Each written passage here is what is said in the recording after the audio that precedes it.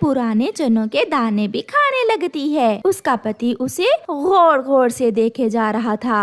इसका पेट है या कुआं जो भर ही नहीं रहा। अब मुझे नींद आ रही है। फिर गौरी सो जाती है। सुबह हो जाती है। गौरी सुबह सवेरे ही घर से निकलती है। उसे जोरों की भूख लगी हुई थी। सामने उसे एक अमरूदों का पेड़ नजर आता है जिस पर पके हुए अमरूद लगे हुए थे। गौरी वहाँ जाती है। वो एक अमरूद खाती है, 2 खाती है और ऐसे वो पेड़ के सारे ही अमरूद खा लेती है। ये कौवी है या कोई चुड़ैल? दूसरे पेड़ पर बैठा मिट्ठू गौरी के पास जाता है। कौवी, तुमने सारे ही अमरूद खा लिए।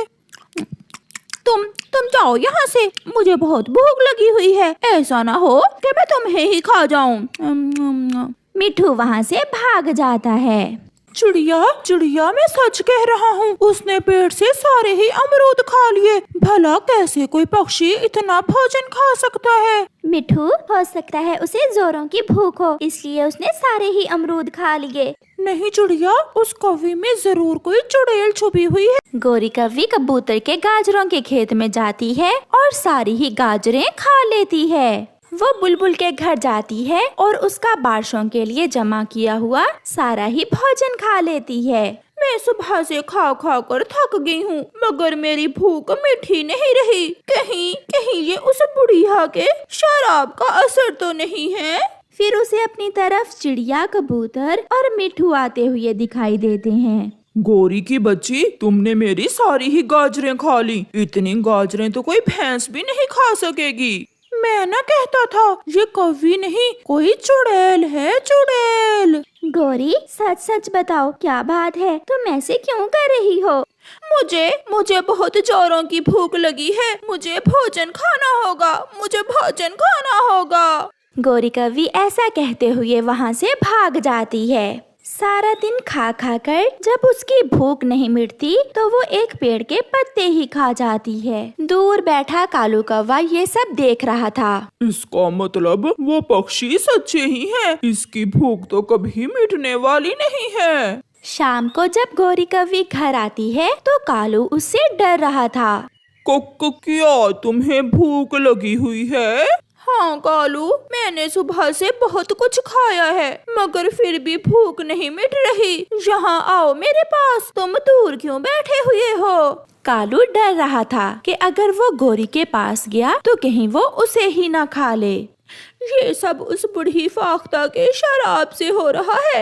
मैंने उसका फल छीन कर खा लिया था। तो क्या उसने तुम्हें श्राप दिया था? हाँ, उसने कहा था कि मैं हमेशा भूखी ही रहूंगी। कालू, मैं भोजन खा खा कर थक गई हूँ, मगर पेट है कि भरने का नाम ही नहीं ले रहा। कुछ करो कालू, अब तो मेरी चोंच में भी दर्द होने लगा है। फिर दूसरे दिन कालू कौवा चिड़िया को जाकर सारी बात बताता है। चिड़िया, जब तक गौरी को उस बूढ़ी माँ के शाप से मुक्ति नहीं मिलेगी, वो भूखी ही रहेगी। ये गौरी किसी को नहीं छोड़ती, ना छोटे को ना बड़े को। वो बूढ़ी माँ जी हमें पुराने जंगल में मिलेगी। कालू, चलो हम पुराने जंगल में जाते हैं। फिर चिड़िया और कौवा दोनों पुराने जंगल की तरफ जाते हैं। काफी देर उड़ने के बाद चिड़िया और कौवा एक सूखे हुए पुराने जंगल में पहुँच जाते हैं। वहाँ एक टूटा हुआ छोटा सा घर था, जिस घर के बाहर वो बूढ़ी माँ जी उन्हें बैठी हुई दिख जाती है। चिड़िया और कौवा वहाँ जाते हैं। चिड़िया बेटी, आप यहाँ, सब ठीक तो है? और कौवे, दुष्ट कौवे, तुम क्यों यहाँ आए हो?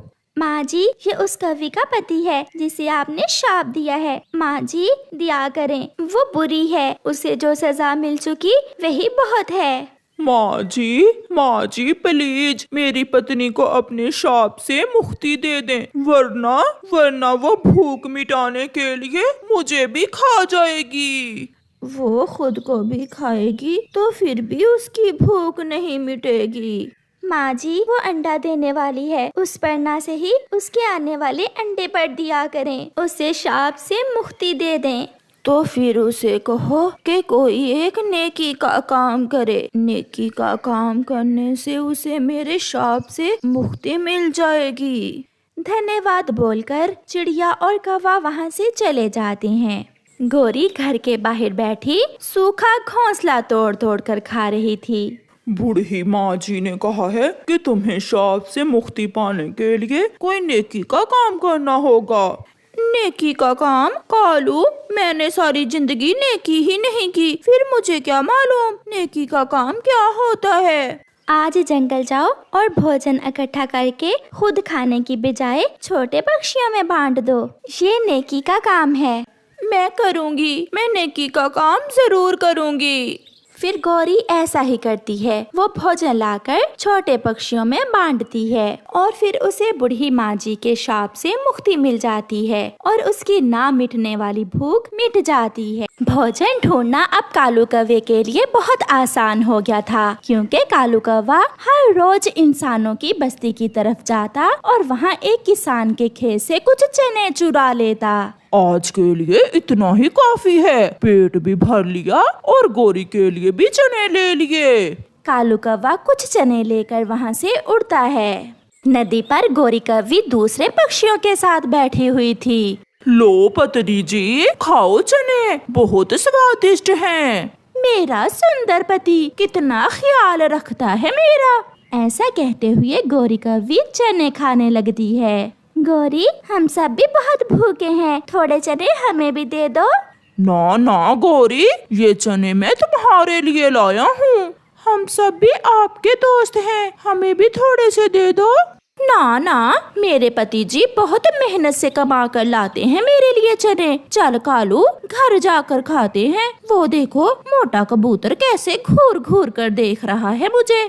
फिर गोरी और कालू चने उठाकर वहाँ से चले जाते हैं। ना जाने ये कालू चने कहाँ से ले आता है। मुझे तो पूरे जंगल में कहीं भी चनों का पौधा नजर नहीं आता। दूसरे दिन गोरी कालू से कहती है, पति जी, आज मैं भी आपके साथ जाऊंगी किसान के खेत में। मगर ध्यान रखना, अगर किसान ने पकड़ लिया तो बहुत मारेगा। गोरी कौवी और कालू किसान के खेत की तरफ जाते हैं। न जाने मेरे चने की फसल दिन ब दिन कम क्यों होती जा रही है। शायद कोई चोर मेरी फसल चुरा रहा है। कौवा और कौवी भी खेत से थोड़ी दूर आकर एक पेड़ पर छुपकर बैठ जाते हैं। अभी किसान खेत में है, हमें किसान के जाने का इंतजार